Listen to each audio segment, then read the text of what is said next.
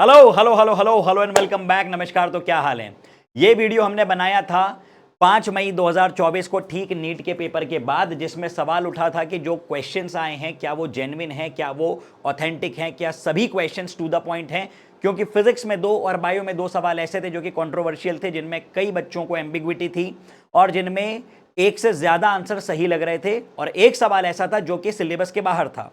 उस समय पे एनटीए ने एक सर्कुलर जारी किया जिसमें यह बताया कि सभी क्वेश्चंस टू द पॉइंट है, कोई प्रॉब्लम नहीं है। लेकिन आज फाइनली जब एनटीए ने अपनी प्रोविजनल आंसर की जारी की है, उन्होंने एक सर्कुलर दिया है कि अगर आपको किसी भी क्वेश्चन में कोई प्रॉब्लम लग रही है, कोई समस्या लग रही है, तो आप उस क्वेश्चन को चैलेंज कर सकते हैं। चैलेंज कौन से क्वेश्चंस करना है मैं आपको यह बताने वाला हूं इस वीडियो में। किन क्वेश्चंस को चैलेंज करना है फिजिक्स में, यह मैं आपको बताऊंगा। कैसे चैलेंज करना है इस पे काफी वीडियोस बन चुके हैं, उस पे मैं बातें नहीं करूंगा। सिंपल सा प्रोसीजर है। आप लोग साइट पे जाएंगे, वेबसाइट पे ओपन कीजिए और पर क्वेश्चन 200 रुपए का आपको जो है एक अमाउंट पे करना पड़ेगा, जो कि नॉन रिफंडेबल है। ठीक है। यदि आपका क्वेश्चन एक्सेप्ट कर लिया जाता है तो फाइनली जो आंसर की बनेगी उसमें चेंजेस करके जब मेन रिजल्ट आएगा उस दिन आपको पता चलेगा। कोई अलग से मेल वेल आपको नहीं मिलने वाला है कि अच्छा आपने दिया था, आपका सिलेक्ट हो गया या आपका रिजेक्ट हो गया, बोथ वेज। ओके, तो आप सुनिए जरा। फिजिक्स में वो 2 सवाल जिनमें आपको चैलेंज करना चाहिए क्योंकि आपका अधिकार है। सबसे पहला सवाल आपके सामने, और ये मैं 1000% श्योर हूं।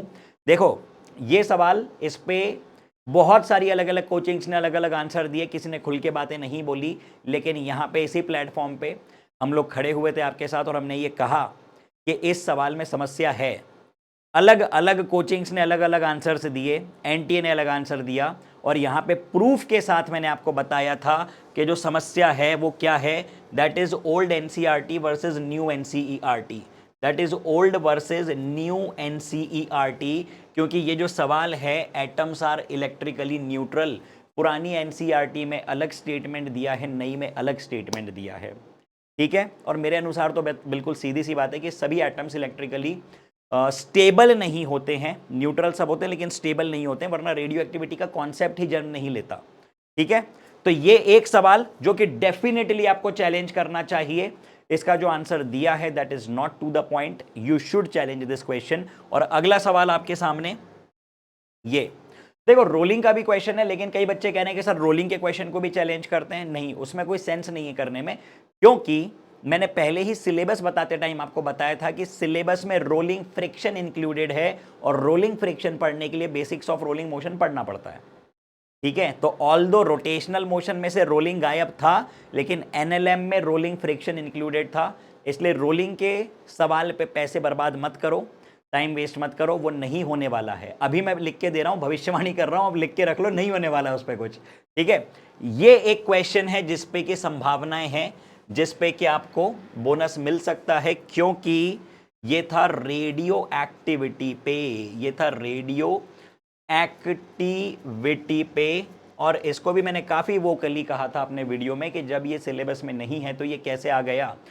सच बात बोलने में हमेशा हमें विनम्रता से अपनी बात बोलनी आनी चाहिए, without any controversy, without any aggression. हमको हमारी बात बोलनी, हम रिक्वेस्ट कर रहे हैं एनटीए से, और बहुत प्यार से रिक्वेस्ट कर रहे हैं कि सर ये सिलेबस में नहीं था, आपने ये दे दिया है, तो आप इसको कृपया करके बोनस कर दीजिए। कई बच्चे हमारे ऐसे हैं जो कि 175 पे हैं, क्योंकि उन्होंने पिछला वाला भी जो सवाल था उसका गलत मार्क कर दिया। अगर वो सही हो जाएगा तो 180 ऑन 180 उनके मार्क्स आ जाएंगे।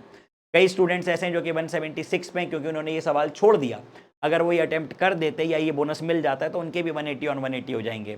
कई भाई बहन ऐसे हैं जिनके के 4 या 8 मार्क्स के कारण उनका कॉलेज सिलेक्शन रुक सकता है, उनको वापस रिपीट करना पड़ सकता है, ड्रॉप या पार्शियल ड्रॉप लेने की कंडीशन हो सकती है। तो इन सारी बातों को ध्यान में रखते हुए मेरा ये मानना है, मेरी पर्सनली एक इच्छा है कि एनटीए इन चीज़ों पे कोई कार्रवाई करे। और definitely let's hope for the best students. आप तो अपना चैलेंज करो, ठीक है, जो होगा देखी जाएगी। अब सुनो, एक बहुत इंपॉर्टेंट बात मुझे आपके साथ शेयर करनी है, और एक बहुत ही प्यारी बात है कि आपको प्रिंटेड टेस्ट सीरीज आज 6 बजे से 9 बजे तक मिल रही हैं।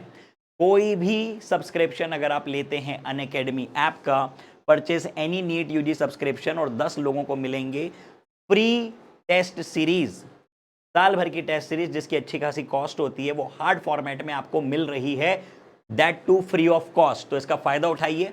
और एक बात मैं आपको फिर से बताना चाहूंगा, आपका ध्यान बार बार मैं यहाँ पे लेके जाता हूँ कि यार ये जो प्राइस है ये 1 महीने का प्राइस नहीं है मेरी जान, ये साल भर के सब्सक्रिप्शन का प्राइस है और ऑफर कल खत्म हो रहा है मात्र 5,000 रुपए में।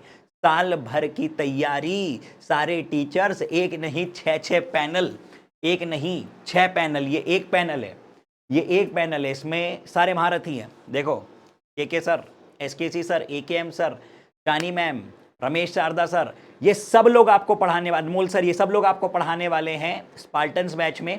और ऐसी निंजा बैच है, स्काई बैच है, टाइटन्स बैच है, एवेंजर्स बैच है, हिंदी इंग्लिश हर तरह के भाषा में आप लोग पढ़ सकते हैं, और वो भी सिर्फ इस फिक्स कॉस्ट में 5,000 से भी कम।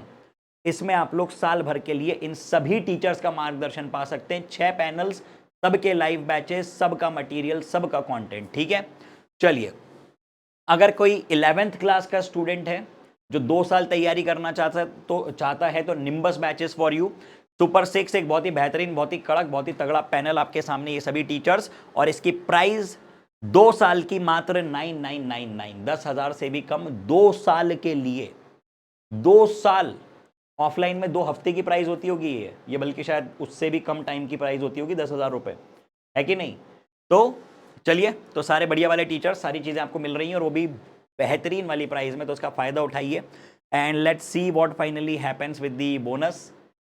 Fingers crossed, see you soon, okay bye, take care, love you.